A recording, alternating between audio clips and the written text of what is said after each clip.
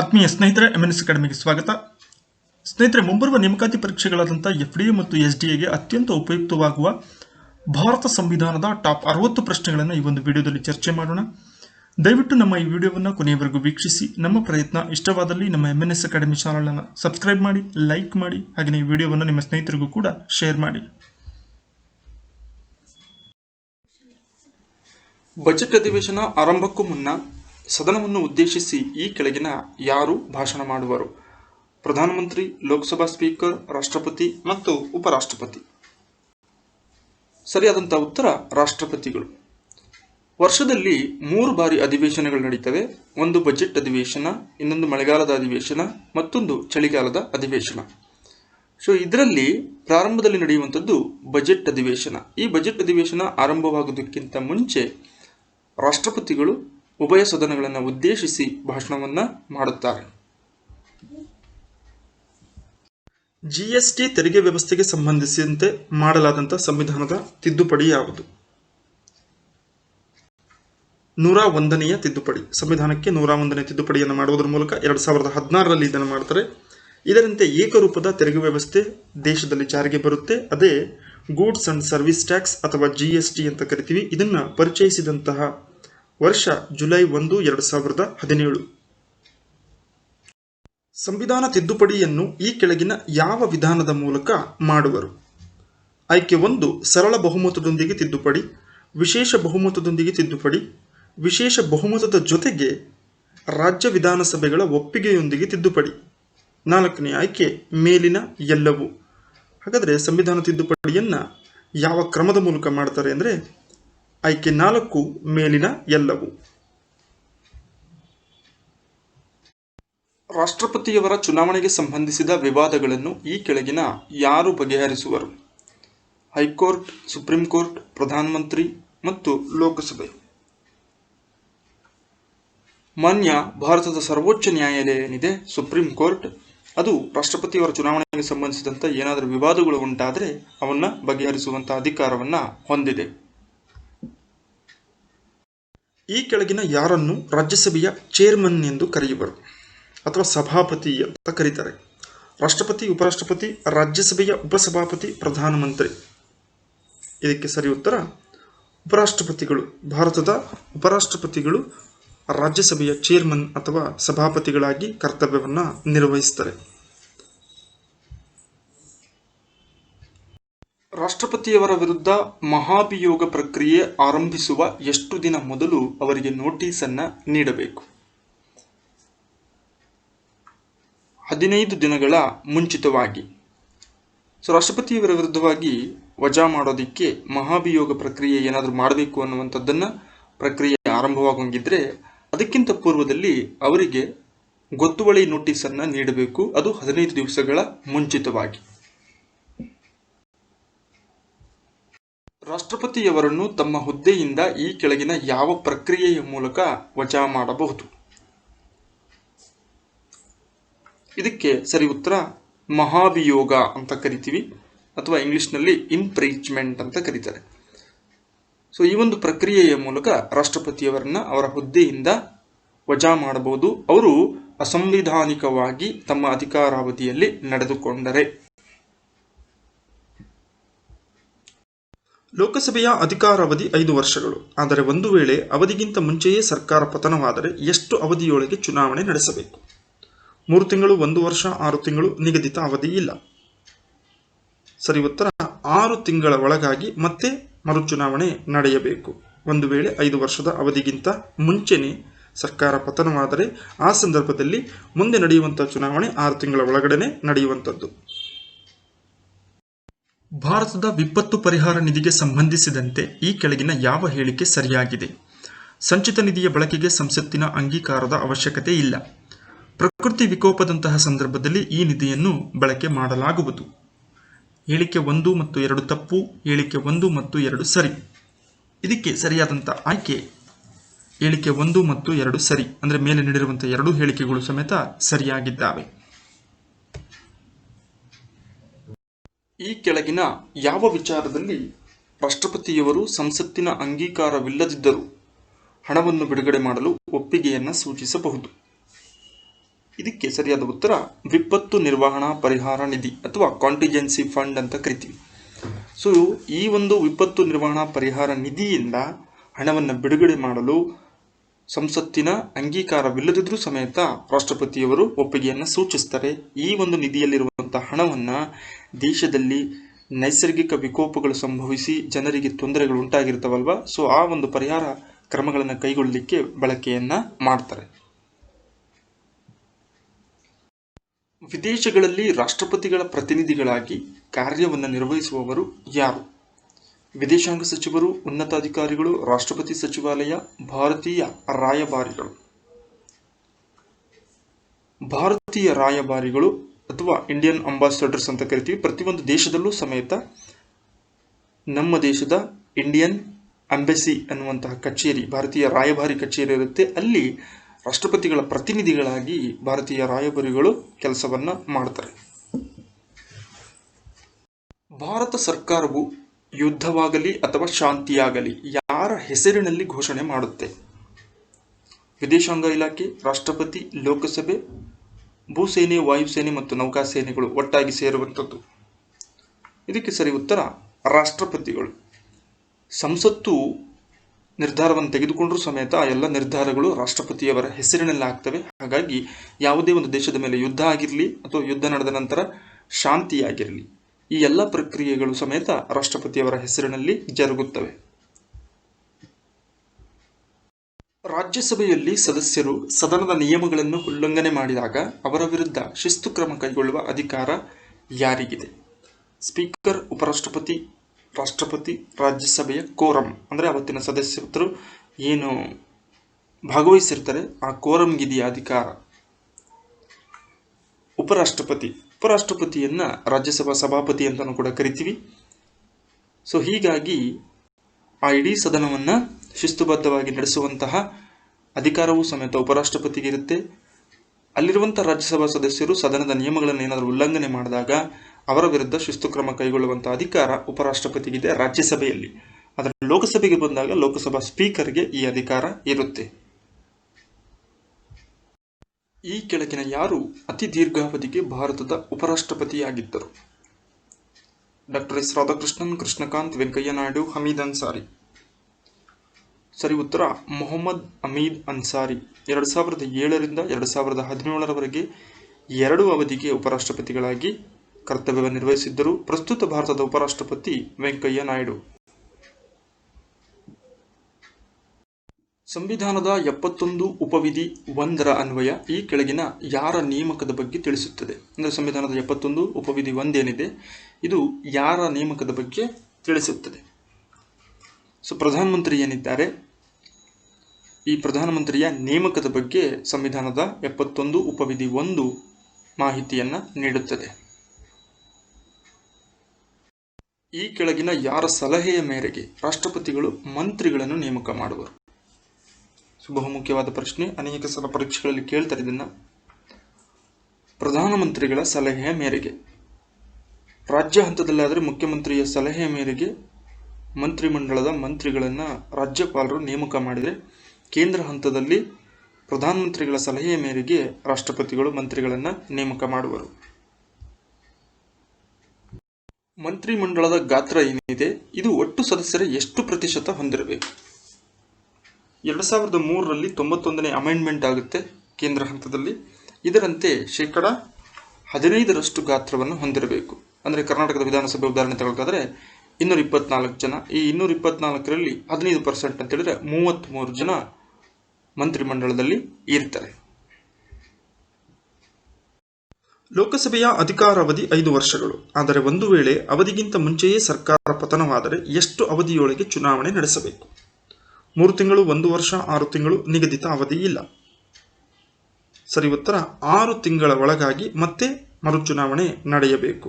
ಒಂದು ವೇಳೆ 5 ವರ್ಷದ ಅವಧಿಗಿಂತ ಮುಂಚೆನೆ ಸರ್ಕಾರ ಪತನವಾದರೆ ಆ ಸಂದರ್ಭದಲ್ಲಿ ಮುಂದೆ ನಡೆಯುವಂತಹ ಚುನಾವಣೆ 6 ತಿಂಗಳ ಒಳಗಡೆನೆ ನಡೆಯುವಂಥದ್ದು. ಕೇಂದ್ರ ಸರ್ಕಾರದಲ್ಲಿ ಶಾಸಕಾಂಗದ ಮತ್ತು ಹಣಕಾಸಿಗೆ ಸಂಬಂಧಿಸಿದ ಪ್ರಮುಖ ನಿರ್ಧಾರಗಳನ್ನು ಯಾರು ಕೈಗೊಳ್ಳುವರು? ಸಚಿವ ಸಂಪುಟ, ಪ್ರಧಾನಮಂತ್ರಿ, ರಾಷ್ಟ್ರಪತಿ, ಉಪರಾಷ್ಟ್ರಪತಿ.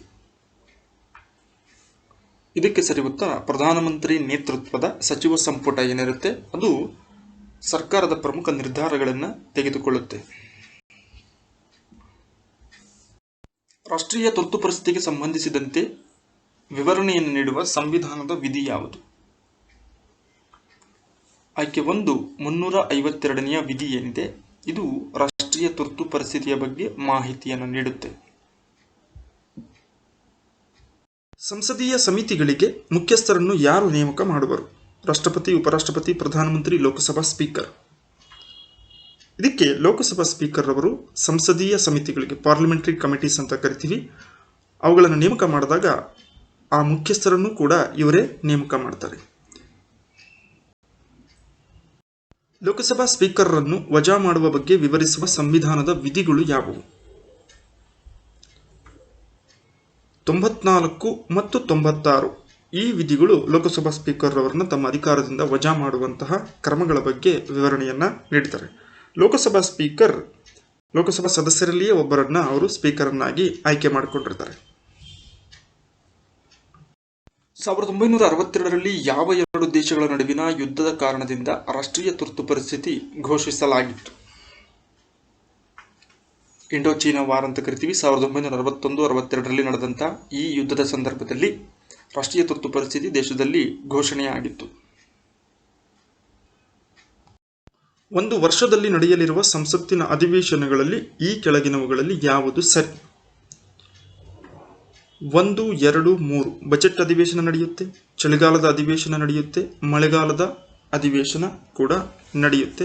ಹಾಗಾಗಿ ಬೇಸಿಗೆ ಅಧಿವೇಶನ ಅಂತೇಳಿ ಸ್ಪೆಷಲ್ ಆಗಿ ಏನು ನಡೆಯೋದಿಲ್ಲ. ಬಜೆಟ್ ಸೆಷನ್, ಮಾನ್ಸೂನ್ ಸೆಷನ್, ಹಾಗೆಯೇ ವಿಂಟರ್ ಸೆಷನ್ ಅಂತ ಕರಿತೀವಿ. ಲೋಕಸಭಾ ಸ್ಪೀಕರ್ ಅವರ ಅಧಿಕಾರ ಅವಧಿ ಎಷ್ಟು ವರ್ಷಗಳು? 5 ವರ್ಷಗಳಿಗೆ ಅವರು ಲೋಕಸಭಾ ಸ್ಪೀಕರ್ ಆಗಿ ಅಧಿಕಾರದಲ್ಲಿ ಇರ್ತಾರೆ. ರಾಜ್ಯಗಳಲ್ಲಿ ಹೇರಲಾಗುವ ರಾಷ್ಟ್ರಪತಿ ಆಳ್ವಿಕೆಯ ಬಗ್ಗೆ ವಿವರಿಸುವಂತಹ ಸಂವಿಧಾನದ ವಿಧಿ ಯಾವುದು? 356ನೇ ವಿಧಿ.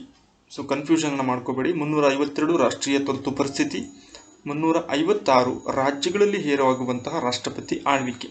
ಸೊ ರಾಜ್ಯ ಹಂತದಲ್ಲಿ ರಾಷ್ಟ್ರಪತಿ ಆಳ್ವಿಕೆಯನ್ನು ಹೇಳಲಿಕ್ಕೆ ಬಹುಮುಖ್ಯ ಕಾರಣ ಅಲ್ಲಿ ಅಧಿಕಾರದಲ್ಲಿರುವಂತಹ ಸರ್ಕಾರ ಏನಿದೆ ವಿಶ್ವಾಸವನ್ನು ಕಳೆದುಕೊಂಡಾಗ ಅಂತಹ ಸಂದರ್ಭಗಳಲ್ಲಿ ರಾಷ್ಟ್ರಪತಿ ಆಳ್ವಿಕೆಯನ್ನು ಆ ಒಂದು ರಾಜ್ಯಗಳಲ್ಲಿ ಏರಿಕೆಯನ್ನು ಮಾಡ್ತಾರೆ. ರಾಷ್ಟ್ರಪತಿಯವರ ಚುನಾವಣೆಯಲ್ಲಿ ಈ ಕೆಳಗಿನ ಯಾರು ಮತದಾರರಲ್ಲ? ಅಂದರೆ ಅವರ ಚುನಾವಣೆಯಲ್ಲಿ ಯಾರು ಈ ಕೆಳಗಿನವರು ಭಾಗವಹಿಸೋದಿಲ್ಲ? ಸರಿ ಉತ್ತರ ಲೋಕಸಭೆಯ ನಾಮನಿರ್ದೇಶಿತ ಸದಸ್ಯರು.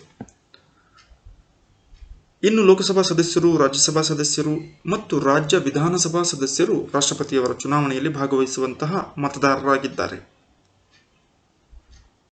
ಈ ಕೆಳಗಿನ ಯಾವ ತುರ್ತು ಪರಿಸ್ಥಿತಿಯನ್ನು ಇದುವರೆಗೂ ಭಾರತದಲ್ಲಿ ಜಾರಿ ಮಾಡಿಲ್ಲ? ರಾಷ್ಟ್ರೀಯ ತುರ್ತು ಪರಿಸ್ಥಿತಿ, ನ್ಯಾಷನಲ್ ಎಮರ್ಜೆನ್ಸಿ, ರಾಷ್ಟ್ರಪತಿ ಆಳ್ವಿಕೆ, ರಾಜ್ಯಗಳಲ್ಲಿ ಸ್ಟೇಟ್ ಎಮರ್ಜೆನ್ಸಿ, ಹಾಗೆಯೇ ಫೈನಾನ್ಷಿಯಲ್ ಎಮರ್ಜೆನ್ಸಿ, ಆರ್ಥಿಕ ತುರ್ತು ಪರಿಸ್ಥಿತಿ. ಈ 3ರಲ್ಲಿ ದೇಶದಲ್ಲಿ ಇದುವರೆಗೂ ಜಾರಿಯಾಗದೇ ಇರುವಂಥದ್ದು ಆರ್ಥಿಕ ತುರ್ತು ಪರಿಸ್ಥಿತಿ. ಸುಪ್ರೀಂ ಕೋರ್ಟ್ನ ಮುಖ್ಯ ನ್ಯಾಯಮೂರ್ತಿಗಳ ಅನುಪಸ್ಥಿತಿಯಲ್ಲಿ ರಾಷ್ಟ್ರಪತಿಯವರಿಗೆ ಪ್ರಮಾಣ ವಚನವನ್ನು ಯಾರು ಬೋಧಿಸುವರು? ಸಹಜವಾಗಿ ಸಾಂಪ್ರದಾಯಿಕವಾಗಿ ಸುಪ್ರೀಂ ಕೋರ್ಟ್ನ ಮುಖ್ಯ ನ್ಯಾಯಮೂರ್ತಿಗಳೇನಿದ್ದಾರೆ ಚೀಫ್ ಜಸ್ಟಿಸ್ ಆಫ್ ಇಂಡಿಯಾ ಇವರು ರಾಷ್ಟ್ರಪತಿಯವರಿಗೆ ಪ್ರಮಾಣ ವಚನವನ್ನು ಬೋಧನೆ ಮಾಡ್ತಾರೆ. ಆದರೆ ಅವರ ಅನುಪಸ್ಥಿತಿಯಲ್ಲಿ ಯಾರಿಗೆ ಈ ಅಧಿಕಾರ ಇದೆ ಅಂತ ಹೇಳಿದ್ರೆ ಸುಪ್ರೀಂ ಕೋರ್ಟ್ನ ಹಿರಿಯ ನ್ಯಾಯಾಧೀಶರು.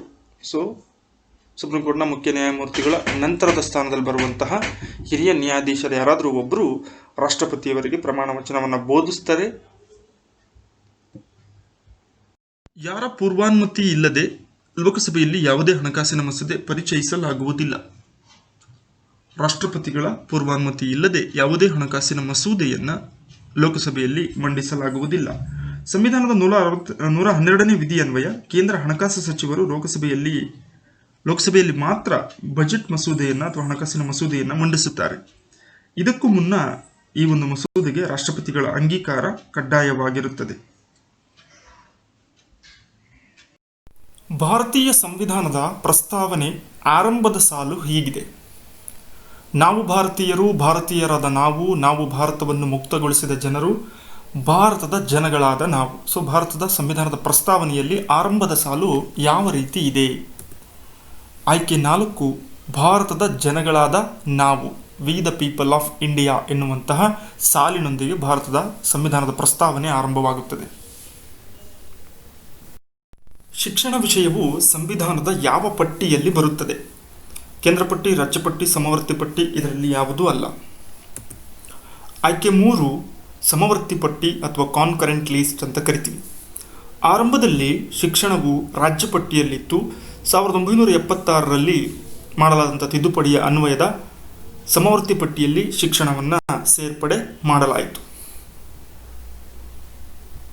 ಭಾರತಕ್ಕೆ ಸ್ವತಂತ್ರ ಬಂದ ಮೇಲೆ ಮೊದಲ ಉಪರಾಷ್ಟ್ರಪತಿ ಯಾರು? Babu Rajendra Prasad, Zakir Hussain, doctor S Radhakrishnan, Jawaharlal Nehru. ಆಯ್ಕೆ 3, ಡಾಕ್ಟರ್ ಸರ್ವಪಲ್ಲಿ ರಾಧಾಕೃಷ್ಣನ್ ರವರು ಭಾರತದ ಮೊದಲ ಉಪರಾಷ್ಟ್ರಪತಿ ಆಗಿದ್ದರು. ಇವರ ಒಂದು ಜನ್ಮದಿನವನ್ನು ಶಿಕ್ಷಕರ ದಿನಾಚರಣೆಯನ್ನಾಗಿ ಸೆಪ್ಟೆಂಬರ್ 5ನೇ ತಾರೀಕು ಆಚರಣೆಯನ್ನು ಮಾಡಲಾಗುತ್ತದೆ. ಭಾರತೀಯ ಸಂವಿಧಾನ ಪ್ರಸ್ತಾವನೆಗೆ 1976ರಲ್ಲಿ ಈ ಕೆಳಗಿನ ಯಾವ ಪದವನ್ನು ಸೇರಿಸಲಾಯಿತು? ಜಾತ್ಯತೀತ, ಪ್ರಜಾಸತ್ತಾತ್ಮಕ, ಗಣರಾಜ್ಯ, ಸಾರ್ವಭೌಮ. ಆಯ್ಕೆ 1, ಜಾತ್ಯತೀತ ಎನ್ನುವಂಥ ಪದವನ್ನು 42ನೇ ತಿದ್ದುಪಡಿ 1976ರಲ್ಲಿ ಮಾಡುವ ಮೂಲಕ ಈ ಒಂದು ಪದವನ್ನು ಪ್ರಸ್ತಾವನೆಯಲ್ಲಿ ಸೇರ್ಪಡೆ ಮಾಡಲಾಯಿತು. ಭಾರತದ ರಾಷ್ಟ್ರಪತಿಯಾಗಲು ಇರಬೇಕಾದ ಅರ್ಹತೆಗಳು. ಇಲ್ಲಿ 5 ಅರ್ಹತೆಗಳನ್ನು ಕೊಟ್ಟಿದ್ದಾರೆ. ಇದರಲ್ಲಿ ಯಾವುವು ಇರಬೇಕು ಅನ್ನೋದನ್ನು ನೋಡೋದಾದರೆ 2, 3, 5 ಅಂದರೆ ಭಾರತದ ಪ್ರಜೆಯಾಗಿರಬೇಕು, ಕನಿಷ್ಠ ವಯೋಮಿತಿ 35 ವರ್ಷ ವಯಸ್ಸಾಗಿರಬೇಕು, ಸರ್ಕಾರದಲ್ಲಿ ಯಾವುದೇ ಲಾಭದಾಯಕ ಹುದ್ದೆಯನ್ನು ಹೊಂದಿರಬಾರದು. ಭಾರತದ ಒಕ್ಕೂಟದಲ್ಲಿ ರಾಜ್ಯವನ್ನು ರೂಪಿಸುವ ಅಧಿಕಾರ ಯಾರಿಗಿದೆ? ಸರ್ವೋಚ್ಚ ನ್ಯಾಯಾಲಯ, ಭಾರತದ ಸಂಸತ್ತು, ರಾಜ್ಯಸಭೆ, ಕೇಂದ್ರ ಸಂಪುಟ. ಆಯ್ಕೆ 2, ಭಾರತದ ಸಂಸತ್ತಿಗೆ ಹೊಸ ರಾಜ್ಯವನ್ನು ರೂಪಿಸುವಂಥ ಅಧಿಕಾರ ಇದೆ. ಇದರ ಬಗ್ಗೆ ವಿವರಣೆಯನ್ನು ನೀಡುವಂಥದ್ದು ಆರ್ಟಿಕಲ್ 3. ಈ ಕೆಳಕಂಡ ಯಾವ ಆಧಾರದ ಮೇಲೆ ಭಾರತದ ಪ್ರಜೆಗಳ ನಡುವೆ ತಾರತಮ್ಯ ಮಾಡುವುದನ್ನು ಭಾರತೀಯ ಸಂವಿಧಾನ ನಿಷೇಧಿಸುತ್ತದೆ? ಜಾತಿ ಮತ್ತು ಧರ್ಮ, ಧರ್ಮ, ಜಾತಿ, ಜನಾಂಗ, ಧರ್ಮ ಮತ್ತು ಲಿಂಗ, ಧರ್ಮ, ಜನಾಂಗ, ಲಿಂಗ ಮತ್ತು ಹುಟ್ಟಿದ ಸ್ಥಳ. ಸರಿಯಾದಂತಹ ಆಯ್ಕೆ 4, ಯಾವುದೇ ಒಬ್ಬ ವ್ಯಕ್ತಿಯನ್ನು ಆತನ ಧರ್ಮದಿಂದ, ಜನಾಂಗದಿಂದ, ಲಿಂಗದಿಂದ ಮತ್ತು ಹುಟ್ಟಿದ ಸ್ಥಳದಿಂದ ತಾರತಮ್ಯವನ್ನು ಮಾಡುವುದನ್ನು ಭಾರತೀಯ ಸಂವಿಧಾನ ನಿಷೇಧಿಸುತ್ತದೆ. ಈ ಕೆಳಕಂಡ ಯಾವುದನ್ನು ಮೂಲಭೂತ ಹಕ್ಕು ಎಂದು ರೂಪಿಸಲಾಗಿದೆ? ಇದಕ್ಕೆ ಸರಿಯಾದ ಉತ್ತರ ಮಕ್ಕಳಿಗೆ ಉಚಿತ ಮತ್ತು ಕಡ್ಡಾಯ ಶಿಕ್ಷಣವನ್ನು ನೀಡುವುದು. ಇದನ್ನು ಕೂಡ ಈಗ ಫಂಡಮೆಂಟಲ್ ರೈಟ್ ಆಗಿ ಸೇರ್ಪಡೆ ಮಾಡಲಾಗಿದೆ. 6ರಿಂದ 14 ವರ್ಷದ ವಯಸ್ಸಿನ ಎಲ್ಲ ಮಕ್ಕಳಿಗೆ ಶಿಕ್ಷಣವನ್ನು ಉಚಿತವಾಗಿ ಮತ್ತು ಕಡ್ಡಾಯವಾಗಿ ನೀಡಬೇಕು ಅಂತ 86ನೇ ತಿದ್ದುಪಡಿಯನ್ನು 2002ರಲ್ಲಿ ಸಂವಿಧಾನಕ್ಕೆ ತರುವ ಮೂಲಕ ಶಿಕ್ಷಣವನ್ನು ಕೂಡ ಮೂಲಭೂತ ಹಕ್ಕಾಗಿ ರೂಪಿಸಲಾಗಿದೆ. ಈ ಕೆಳಕಂಡ ಯಾವ ಅಧಿಕಾರಗಳು ರಾಜ್ಯ ವ್ಯಾಪ್ತಿಯಲ್ಲಿ ಬರುತ್ತವೆ ಅಂದರೆ ರಾಜ್ಯ ಪಟ್ಟಿಯಲ್ಲಿ ಬರುತ್ತವೆ? ಪೊಲೀಸ್, ಸಾರ್ವಜನಿಕ ಆರೋಗ್ಯ, ಮತ್ಸ್ಯೋದ್ಯಮ, ಮಾರುಕಟ್ಟೆಗಳು. 4 ಸಮೇತ ರಾಜ್ಯ ಪಟ್ಟಿಯಲ್ಲಿನೇ ಬರ್ತವೆ. 3 ರೀತಿಯ ಪಟ್ಟಿಯನ್ನು ಕಾಣ್ತೇವೆ: ಕೇಂದ್ರ ಪಟ್ಟಿ, ರಾಜ್ಯ ಪಟ್ಟಿ ಮತ್ತು ಸಮವರ್ತಿ ಪಟ್ಟಿಗಳು. ಸೊ ಇಲ್ಲಿ ನೀಡಲಾಗಿರುವಂತಹ ಅಧಿಕಾರಗಳೇನಿದ್ದಾವೆ ಅಥವಾ ಸೇವೆಗಳೇನಿದ್ದಾವೆ ಇವೆಲ್ಲವೂ ಸಮೇತ ರಾಜ್ಯ ಪಟ್ಟಿಯ ವ್ಯಾಪ್ತಿಯಲ್ಲಿ ಬರುತ್ತವೆ. ಭಾರತದ 8ನೇ ಅನುಸೂಚಿಯಲ್ಲಿ ಕೆಳಗಿನ ಯಾವ ಭಾಷೆ ಸೇರ್ಪಡೆಯಾಗಿಲ್ಲ? ಮಣಿಪುರಿ, ನೇಪಾಳಿ, ತುಳು ಮತ್ತು ಕೊಂಕಣಿ. ಸರಿಯಾದಂಥದ್ದು ತುಳು ಭಾಷೆ ಇನ್ನೂ ಭಾರತದ 8ನೇ ಅನುಸೂಚಿಯಲ್ಲಿ ಸೇರ್ಪಡೆಯಾಗಿಲ್ಲ. 8ನೇ ಅನುಸೂಚಿಯಲ್ಲಿ ಸೇರ್ಪಡೆಯಾಗಿರುವಂಥ ಅಧಿಕೃತ ಭಾಷೆಗಳ ಸಂಖ್ಯೆ ಒಟ್ಟು 22. ಏಕಕಾಲಕ್ಕೆ 14 ಬ್ಯಾಂಕುಗಳು ರಾಷ್ಟ್ರೀಕರಣಗೊಂಡ ವರ್ಷ ಯಾವುದು? ನೀಡಿರುವಂಥದ್ರಲ್ಲಿ 1969 ಸರಿಯಾದಂತಹ ಉತ್ತರವಾಗಿದೆ. ಜುಲೈ 19, 1969ರಂದು 14 ಬ್ಯಾಂಕುಗಳನ್ನು ಅಂದಿನ ಪ್ರಧಾನಮಂತ್ರಿಯಾಗಿದ್ದಂಥ ಇಂದಿರಾ ಗಾಂಧಿಯವರು ರಾಷ್ಟ್ರೀಕರಣವನ್ನು ಮಾಡ್ತಾರೆ. ಅದಲ್ಲದೆ ಏಪ್ರಿಲ್ 15, 1980ರಲ್ಲಿ ಶ್ರೀಮತಿ ಇಂದಿರಾ ಗಾಂಧಿಯವರು ಮತ್ತೆ 6 ಬ್ಯಾಂಕ್ಗಳನ್ನು ರಾಷ್ಟ್ರೀಕರಣಗೊಳಿಸಿದರು. ಒಟ್ಟಾರೆಯಾಗಿ ಇಂದಿರಾ ಗಾಂಧಿಯವರ ಕಾಲಾವಧಿಯಲ್ಲಿ ರಾಷ್ಟ್ರೀಕರಣವಾದಂತಹ ಬ್ಯಾಂಕುಗಳ ಸಂಖ್ಯೆ 20 ಆಗಿದೆ. ಈ ಕೆಳಗಿನವುಗಳಲ್ಲಿ ಯಾವ ಒಂದು ಕಾರ್ಯವನ್ನು ಸಂಸತ್ತು ನಿರ್ವಹಿಸುವುದಿಲ್ಲ? ಅದು ಕಾನೂನನ್ನು ಮಾಡುತ್ತದೆ, ಅದು ಮಂತ್ರಿಗಳ ಮೇಲೆ ಹಿಡಿತ ಸಾಧಿಸುತ್ತದೆ, ಅದು ಸರ್ವೋಚ್ಚ ನ್ಯಾಯಾಲಯದ ನ್ಯಾಯಾಧೀಶರನ್ನು ನೇಮಕ ಮಾಡುತ್ತದೆ. ಹಾಗೆಯೇ 4ನೇದು ರಾಷ್ಟ್ರಪತಿಯವರ ಚುನಾವಣೆಯಲ್ಲಿ ಭಾಗವಹಿಸುತ್ತದೆ.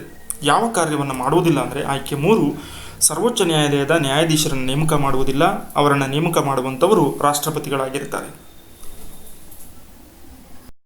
ಸಂವಿಧಾನದ ತಿದ್ದುಪಡಿಗೆ ಸಂಬಂಧಿಸಿದಂತೆ ವಿವರಿಸುವ ಅನುಚ್ಛೇದ ಯಾವುದು? ಅನುಚ್ಛೇದ 368 ಏನಿದೆ, ಸಂಸತ್ತಿಗೆ ಸಂವಿಧಾನವನ್ನು ತಿದ್ದುಪಡಿ ಮಾಡುವಂತಹ ಅಧಿಕಾರ ಇದೆ ಅನ್ನುವಂಥದ್ದನ್ನು, ಈ ತಿದ್ದುಪಡಿಯನ್ನು ಸಿಂಪಲ್ ಮೆಜಾರಿಟಿಯ ಮೂಲಕ, ಸ್ಪೆಷಲ್ ಮೆಜಾರಿಟಿಯ ಮೂಲಕ, ಸ್ಪೆಷಲ್ ಮೆಜಾರಿಟಿ ಪ್ಲಸ್ ರಾಜ್ಯಗಳ ಅಭಿಪ್ರಾಯದ ಆಧಾರದ ಮೇಲೆ ಸಂವಿಧಾನವನ್ನು ತಿದ್ದುಪಡಿ ಮಾಡುವಂಥ ಅಧಿಕಾರವನ್ನು ಹೊಂದಿದೆ. ಭಾರತದಲ್ಲಿ ಮುಸ್ಲಿಮರ ಅಭಿವೃದ್ಧಿಯ ಸಾಪೇಕ್ಷ ಸ್ಥಿತಿ ಕುರಿತಂತೆ ತನಿಖೆ ನಡೆಸಿದಂಥ ಆಯೋಗ ಯಾವುದು? ಜಸ್ಟಿಸ್ ರಾಜೇಂದ್ರ ಸಾಚಾರ್ರವರ ಆಯೋಗ, ಸಾಚಾರ್ ಕಮಿಟಿ ಅಂತ ಕರಿತೀವಿ. ಮಾರ್ಚ್ 2005ರಲ್ಲಿ ಇದನ್ನು ನೇಮಕ ಮಾಡಲಾಯಿತು. ಮುಸ್ಲಿಮರ ಆರ್ಥಿಕ ಮತ್ತು ಸಾಮಾಜಿಕ ಶೈಕ್ಷಣಿಕ ಸ್ಥಿತಿಗತಿಗಳ ಬಗ್ಗೆ ಅಧ್ಯಯನವನ್ನು ಮಾಡಲಿಕ್ಕೆ ಈ ಒಂದು ಸಾಚಾರ್ ಕಮಿಟಿಯನ್ನು ನೇಮಕ ಮಾಡಲಾಗಿತ್ತು. ಕರ್ನಾಟಕದಿಂದ ರಾಜ್ಯಸಭೆಗೆ ಆಯ್ಕೆಯಾಗಿದ್ದ ಹಿಂದಿ ಸಿನಿಮಾ ನಟಿ ಯಾರು? ರೇಖಾ, ಹೇಮಾಮಾಲಿನಿ, ಪಾರ್ವತಿ ಮೆನನ್, ರಮ್ಯಾ. ಸರಿಯಾದಂತಹ ಉತ್ತರ ಹೇಮಾಮಾಲಿನಿಯವರು ರಾಜ್ಯಸಭೆಗೆ ರಾಜ್ಯಸಭಾ ಸದಸ್ಯರಾಗಿ ಕರ್ನಾಟಕದಿಂದ ಆಯ್ಕೆಯಾಗಿದ್ದರು. ಭಾರತದ ಸಾರ್ವಜನಿಕ ಹಣದ ಪಾಲಕರೆಂದು ಯಾರನ್ನು ಕರೆಯುವರು? ಭಾರತದ ಕಂಟ್ರೋಲ್ ಅಂಡ್ ಆಡಿಟರ್ ಜನರಲ್, ಹಣಕಾಸು ಸಚಿವರು, ಯೋಜನಾ ಆಯೋಗ, ಹಣಕಾಸು ಆಯೋಗ. ಆಯ್ಕೆ 1 ಭಾರತದ ಕಂಟ್ರೋಲರ್ ಅಂಡ್ ಆಡಿಟರ್ ಜನರಲ್ ರವರನ್ನ ಭಾರತ ಸರ್ಕಾರದ ಸಾರ್ವಜನಿಕ ಹಣದ ಪಾಲಕರು ಅಂತ ಕರೀತಾರೆ. ಉಚ್ಚ ನ್ಯಾಯಾಲಯದ ನ್ಯಾಯಾಧೀಶರನ್ನು ರಾಷ್ಟ್ರಪತಿಯವರು ಯಾರೊಂದಿಗೆ ಸಮಾಲೋಚಿಸಿ ನೇಮಕ ಮಾಡುತ್ತಾರೆ? ಕೊಲಿಜಿಯಂ ಮಂಡಳಿ, ರಾಜ್ಯಪಾಲರು, ಹಿರಿಯ ನ್ಯಾಯಾಧೀಶರ ಮಂಡಳಿ, ಉಚ್ಚ ನ್ಯಾಯಾಲಯದ ಮುಖ್ಯ ನ್ಯಾಯಮೂರ್ತಿಗಳು. ಸರಿಯಾದಂಥದ್ದು ಕೊಲಿಜಿಯಂ ಮಂಡಳಿ ಅಂತ ಕರಿತೀವಿ. ನವೆಂಬರ್ 21, 2019ರಲ್ಲಿ ಜಾರಿಗೆ ಬಂತು. ಇದರಲ್ಲಿ ಚೀಫ್ ಜಸ್ಟಿಸ್ ಆಫ್ ಇಂಡಿಯಾ, ಭಾರತದ ಮುಖ್ಯ ನ್ಯಾಯಮೂರ್ತಿಗಳು ಮತ್ತು 4 ಜನ ಹಿರಿಯ ನ್ಯಾಯಾಧೀಶರನ್ನೊಳಗೊಂಡಂತಹ ಮಂಡಳಿ ಕೊಲಿಜಿಯಂ ಮಂಡಳಿಯಾಗಿದ್ದು, ಇವರ ಸಲಹೆಯ ಸೂಚನೆಯ ಮೇರೆಗೆ ರಾಷ್ಟ್ರಪತಿಯವರು ಉಚ್ಚ ನ್ಯಾಯಾಲಯದ ನ್ಯಾಯಾಧೀಶರನ್ನು ನೇಮಕ ಮಾಡುವರು. ಸಂವಿಧಾನದ ಯಾವ ಅನುಚ್ಛೇದವು ಅಂತಾರಾಷ್ಟ್ರೀಯ ಕೌಲುಗಳು, ಒಪ್ಪಂದಗಳು ಮತ್ತು ಒಡಂಬಡಿಕೆಗಳನ್ನು ಮಾಡುವ ಅಧಿಕಾರ ಸಂಸತ್ತಿಗಿರುವುದನ್ನು ಪ್ರತಿಬಿಂಬಿಸುತ್ತದೆ? ಸೊ ಇದರ ಬಗ್ಗೆ ವಿವರಣೆಯನ್ನು ನೀಡುವಂತಹ ಆರ್ಟಿಕಲ್ ಯಾವುದು? ಆಯ್ಕೆ 4 ಅನುಚ್ಛೇದ 253. ಸಂವಿಧಾನದ ಯಾವ ವಿಧಿಯು 14 ವರ್ಷಕ್ಕಿಂತ ಕಡಿಮೆ ವಯಸ್ಸಿನ ಮಕ್ಕಳನ್ನು ಕಾರ್ಖಾನೆ, ಗಣಿ ಅಥವಾ ಇತರ ಅಪಾಯಕಾರಿ ಕೆಲಸದಲ್ಲಿ ತೊಡಗಿಸುವುದನ್ನು ನಿಷೇಧಿಸುತ್ತದೆ? ಬಾಲಕಾರ್ಮಿಕ ಪದ್ಧತಿಯ ನಿಷೇಧದ ಬಗ್ಗೆ ವಿವರಣೆಯನ್ನು ನೀಡುವಂಥ ಸಂವಿಧಾನದ ವಿಧಿ ಯಾವುದು? ಆಯ್ಕೆ 1 ಆರ್ಟಿಕಲ್ 24ನೇ ವಿಧಿ. ಇದು 14 ವರ್ಷದ ವಯಸ್ಸಿನ ಮಕ್ಕಳಿಗೆ ಅಪಾಯಕಾರಿ ಕೆಲಸಗಳಲ್ಲಿ ಬಳಸಿಕೊಳ್ಳುವಂಥದ್ದು ಕಾನೂನಿನ ಪ್ರಕಾರ ನಿಷೇಧ ಮತ್ತು ಶಿಕ್ಷಾರ್ಹ ಎನ್ನುವುದನ್ನು ತಿಳಿಸುತ್ತದೆ. ರಾಜ್ಯ ನಿರ್ದೇಶಕ ತತ್ವಗಳು ಸಂವಿಧಾನದ ಎಷ್ಟನೇ ಭಾಗದಲ್ಲಿ ವಿವರಿಸಲಾಗಿದೆ? ಆಯ್ಕೆ 1 4ನೇ ಭಾಗದಲ್ಲಿ ವಿವರಿಸಲಾಗಿದೆ. ಸುಖಿ ರಾಜ್ಯವನ್ನು ರೂಪಿಸುವ ಸಲುವಾಗಿ ಕೇಂದ್ರ ಮತ್ತು ರಾಜ್ಯ ಸರ್ಕಾರಗಳಿಗೆ ರೂಪಿಸಿರುವಂಥ ತತ್ವಗಳು. ಸೊ ಇವುಗಳ ಬಗ್ಗೆ ಮಾಹಿತಿಯನ್ನು ನೀಡುವಂತಹ ಸಂವಿಧಾನದ ಭಾಗ 4 ವಿಧಿಗಳು 36ನೇ ವಿಧಿಯಿಂದ 51ನೇ ವಿಧಿ. ಪ್ರಸ್ತುತ ಕೇಂದ್ರ ಲೋಕಸೇವಾ ಆಯೋಗದ ಅಧ್ಯಕ್ಷರು ಯಾರು? ಆಲ್ಕಾ ಶೆರೋಹಿ ಎನ್ನುವಂಥವರು ಪ್ರಸ್ತುತ ಕೇಂದ್ರ ಲೋಕಸೇವಾ ಆಯೋಗದ ಅಧ್ಯಕ್ಷರಾಗಿದ್ದಾರೆ. ದೀಪಕ್ ಗುಪ್ತಾ ಅವರಿಂದ ನಿರ್ಗಮಿತವಾದಂತಹ ಸ್ಥಾನಕ್ಕೆ ಆಲ್ಕಾ ಶೆರೋಹಿ ಅವರನ್ನು ನೇಮಕ ಮಾಡಲಾಗಿದೆ. ರಿಟ್ ಆಫ್ ಮ್ಯಾಂಡಮಸ್ ಈ ಕೆಳಗಿನ ಯಾರಿಗೆ ಅನ್ವಯಿಸುವುದಿಲ್ಲ? ನಗರಪಾಲಿಕೆ, ಸಾರ್ವಜನಿಕ ಪ್ರಾಧಿಕಾರ, ರಾಜ್ಯಪಾಲರು, ಕೆಳಗಿನ ನ್ಯಾಯಾಲಯ. ಆಯ್ಕೆ 3 ರಾಜ್ಯಪಾಲರಿಗೆ ಅನ್ವಯ ಆಗುವುದಿಲ್ಲ. ರಿಟ್ ಆಫ್ ಮ್ಯಾಂಡಮಸ್ ಅಂತ ಹೇಳಿದ್ರೆ ಪರಮಾದೇಶ ಅಂತ ಕರಿತೀವಿ. ಸರ್ಕಾರಿ ಅಧಿಕಾರಿಗಳಿಗೆ ಕೆಲಸವನ್ನು ನಿರ್ವಹಿಸುವಂತೆ ನ್ಯಾಯಾಲಯ ಆದೇಶಿಸುವುದು. ಈ ಆದೇಶವನ್ನು ನ್ಯಾಯಾಲಯವು ರಾಷ್ಟ್ರಪತಿ, ರಾಜ್ಯಪಾಲರು ಮತ್ತು ಖಾಸಗಿ ವ್ಯಕ್ತಿಗಳಿಗೆ ಹೊರಡಿಸುವಂತಿಲ್ಲ. ಇನ್ನುಳಿದಂತೆ ನಗರ ಪಾಲಿಕೆ ಅದರ ವ್ಯಾಪ್ತಿಗೆ ಬರುತ್ತೆ, ಸಾರ್ವಜನಿಕ ಪ್ರಾಧಿಕಾರ ಬರುತ್ತೆ, ತನ್ನ ಅಧೀನ ನ್ಯಾಯಾಲಯವು ಸಮೇತ ಅದರ ಅಡಿಯಲ್ಲಿ ಬರುತ್ತೆ. ಈ ಕೆಳಗಿನವುಗಳಲ್ಲಿ ಯಾವ ಹಕ್ಕನ್ನು ಮೂಲಭೂತ ಹಕ್ಕುಗಳಿಂದ ತೆಗೆದುಹಾಕಲಾಯಿತು? ಪ್ರಾಪರ್ಟಿ ರೈಟ್ ಅಂತ ಕರಿತೀವಿ. 44ನೇ ತಿದ್ದುಪಡಿ 1978ರಲ್ಲಿ ಮಾಡುವ ಮೂಲಕ ಅಲ್ಲಿಯವರೆಗೂ ಫಂಡಮೆಂಟಲ್ ರೈಟ್ ಮೂಲಭೂತ ಹಕ್ಕುಗಳ ಪಟ್ಟಿಯಲ್ಲಿದ್ದಂಥ ಆಸ್ತಿಯ ಹಕ್ಕನ್ನು ಲೀಗಲ್ ರೈಟ್ ಆಗಿ, ಕಾನೂನುಬದ್ಧ ಹಕ್ಕಾಗಿ ಅದನ್ನು ಉಳಿಸಿಕೊಳ್ಳಲಾಯಿತು. ಮೂಲಭೂತ ಹಕ್ಕುಗಳಿಂದ ಇದನ್ನು ತೆಗೆದುಹಾಕಲಾಯಿತು. ಕಾಪಿಪೋಸಾ ಆಕ್ಟ್ ಏನಿದೆ, ಇದನ್ನು ಏನನ್ನು ನಿರ್ಮೂಲನೆಗೊಳಿಸಲು ರೂಪಿಸಲಾಗಿದೆ? ಲಂಚಗುಳಿತನ, ವರದಕ್ಷಿಣೆ, ಕಳ್ಳಸಾಗಾಣಿಕೆ, ಲಾಭಕೋರತನ. ಆಯ್ಕೆ 3 ಕಳ್ಳಸಾಗಾಣಿಕೆಯನ್ನು ತಡೆಯುವ ಸಲುವಾಗಿ ಕೇಂದ್ರ ಸರ್ಕಾರ 1974ರಲ್ಲಿ ಜಾರಿಗೆ ತಂದಂತಹ ಆಕ್ಟ್ ಏನಿದೆ, ಕಾಪಿಪೋಸಾ ಆಕ್ಟ್ ಅಂತ ಕರಿತೀವಿ. ಆಗ ಇಂದಿರಾ ಗಾಂಧಿಯವರು ಪ್ರಧಾನಮಂತ್ರಿಯಾಗಿದ್ದರು. ಮೂಲ ಉದ್ದೇಶ ಕಳ್ಳಸಾಗಾಣಿಕೆಯನ್ನು ತಡೆಯುವಂಥದ್ದಾಗಿತ್ತು. ಸಂಸತ್ತಿನಲ್ಲಿ ಕರ್ನಾಟಕಕ್ಕೆ ನಿಗದಿಯಾದ ಲೋಕಸಭಾ ಸದಸ್ಯರು ಮತ್ತು ರಾಜ್ಯಸಭಾ ಸದಸ್ಯರ ಸಂಖ್ಯೆ ಎಷ್ಟು? ಎಷ್ಟು ಜನ ಆಯ್ಕೆಯಾಗ್ತಾರೆ? ಲೋಕಸಭೆಗೆ 28 ಜನರನ್ನ ಆಯ್ಕೆ ಮಾಡಿ ಕಳಿಸಲಾಗುತ್ತೆ. ಹಾಗೆಯೇ ರಾಜ್ಯಸಭೆಗೆ 12 ಜನ ಕರ್ನಾಟಕದಿಂದ ಆಯ್ಕೆಯಾಗ್ತಾರೆ. ಉಪರಾಷ್ಟ್ರಪತಿಯವರು ಹೇಗೆ ಚುನಾಯಿಸಲ್ಪಡುತ್ತಾರೆ ಅಂದರೆ ಇವರನ್ನು ಯಾವ ರೀತಿ ಆಯ್ಕೆ ಮಾಡಲಾಗುತ್ತೆ? ಸಂಸತ್ತಿನ 2 ಸದನಗಳ ಸದಸ್ಯರಿಂದ ಅಂದರೆ ಲೋಕಸಭೆ ಮತ್ತು ರಾಜ್ಯಸಭೆಯ ಸದಸ್ಯರಿಂದ ಚುನಾವಣೆಯ ಮೂಲಕ ಏಕಮತದಾನದ ರೂಪದಲ್ಲಿ ಇವರನ್ನು ಆಯ್ಕೆ ಮಾಡಲಾಗುತ್ತದೆ. ಪಂಚಾಯತ್ ರಾಜ್ ವ್ಯವಸ್ಥೆಯನ್ನು ಮೊದಲು ಜಾರಿಗೊಳಿಸಿದಂಥ ರಾಜ್ಯ ಯಾವುದು? ರಾಜಸ್ಥಾನ್ ಸರಿಯಾದಂತಹ ಉತ್ತರವಾಗಿದೆ. 1959 ಅಕ್ಟೋಬರ್ 2ರಂದು ಅಂದಿನ ಪ್ರಧಾನಮಂತ್ರಿಯಾಗಿದ್ದಂತಹ ಜವಾಹರ್ಲಾಲ್ ನೆಹರೂರವರು ರಾಜಸ್ಥಾನದ ನಾಗೋರ್ ಡಿಸ್ಟಿಕ್ನಲ್ಲಿ ಮೊಟ್ಟ ಮೊದಲ ಬಾರಿಗೆ ಪಂಚಾಯತ್ ರಾಜ್ ವ್ಯವಸ್ಥೆಯನ್ನು ಉದ್ಘಾಟನೆಯನ್ನು ಮಾಡ್ತಾರೆ. ಭಾರತದ ಸಂವಿಧಾನದಲ್ಲಿ ಮೂಲಭೂತ ಹಕ್ಕುಗಳನ್ನು ವಿವರಿಸುವ ವಿಧಿಗಳು ಯಾವುವು? 12ರಿಂದ 35ನೇ ವಿಧಿಗಳೇನಿದ್ದಾವೆ ಸಂವಿಧಾನಾತ್ಮಕವಾಗಿ ಪ್ರಜೆಗಳಿಗೆ ನೀಡಲಾಗಿರುವಂಥ ಮೂಲಭೂತ ಹಕ್ಕುಗಳ ಬಗ್ಗೆ ವಿವರಣೆಯನ್ನು ನೀಡುತ್ತವೆ.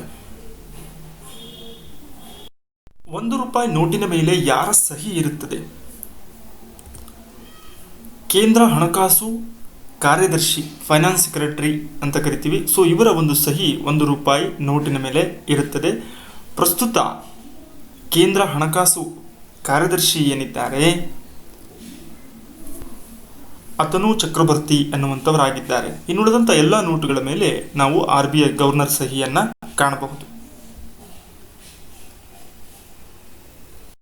ಸ್ನೇಹಿತರೆ, ಇದಾಗಿತ್ತು ಭಾರತ ಸಂವಿಧಾನಕ್ಕೆ ಸಂಬಂಧಪಟ್ಟ ಪ್ರಮುಖ 30 ಪ್ರಶ್ನೆಗಳ ಮಾಹಿತಿಯ ಒಂದು ವಿಡಿಯೋ. ಈಗ ನಿಮಗಾಗಿ 2 ಪ್ರಶ್ನೆಗಳು, ಇವುಗಳ ಉತ್ತರವನ್ನು ಕಾಮೆಂಟ್ನಲ್ಲಿ ನೀಡಿ. ಪ್ಲೇಯಿಂಗ್ ಇಟ್ ಮೈ ವೇ ಇದು ಯಾವ ಆಟಗಾರನ ಆತ್ಮಚರಿತ್ರೆಯಾಗಿದೆ? 2ನೇ ಪ್ರಶ್ನೆ, ತೆಲಂಗಾಣದ ಪ್ರಸ್ತುತ ಮುಖ್ಯಮಂತ್ರಿ ಯಾರು? ಈ 2 ಪ್ರಶ್ನೆಗಳಿಗೂ ಕಾಮೆಂಟ್ನಲ್ಲಿ ಉತ್ತರವನ್ನು ನೀಡಿ. ಮುಂದಿನ ಮತ್ತೊಂದು ಉಪಯುಕ್ತ ವಿಡಿಯೋದೊಂದಿಗೆ ತಮ್ಮನ್ನು ಭೇಟಿಯಾಗೋಣ. ಧನ್ಯವಾದಗಳು.